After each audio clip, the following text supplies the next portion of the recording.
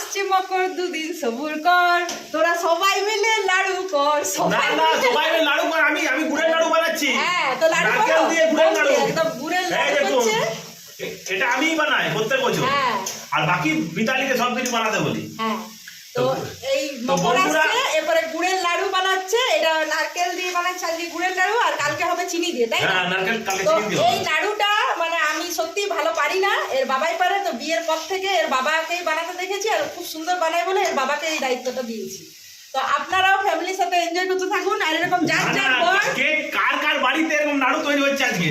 না না আমি তো একটা কথা বলবো বন্ধুদেরকে, যার যার বর এরকম নাড়ু বানাতে জানে সবাই মহিলাগুলো কাজে লাগিয়ে দিন বরদেরকে, কারণ মকর আর দেরি নেই। তো এই নাড়ু তৈরি হচ্ছে, দেখুন এই রাত্রেবেলায় করে নাড়ুটা ঠান্ডা হবে, দিয়ে পাকানো হবে। আর এই সুন্দর সুন্দর নাড়ু বানানো হচ্ছে মকরে। তো কারা কারা বাড়িতে এনজয় করছেন ফ্যামিলির সাথে অবশ্যই কমেন্টে জানাতে ভুলবেন না। আর সিরিয়াসলি মকরে পুরো এনজয় হবে, কারণ আমাদের পুরুলিয়ার মকর পরবটা বিরাট বড় পরব, তাই না? আসছে মকর, আর দুদিন সবুর কর। নাড়ু বানা হ্যাঁ, আর আমরা টুসুও দেখতে যাবো, তাই তো? একদম একদম একদম। তো সবাই যাবে, মানে কি কারণ থাকে জানি না, কিন্তু গোটা পুরুলিয়া যায় কাঁসাই নদী কাঁসাই নদী টুসু দেখতে, টুসু দেখতে, কিন্তু যায়, মানে বেলা হয়ে গেলেও যায়। ওখানে আখ খাওয়া হয়। হ্যাঁ আখ খাওয়া হয়।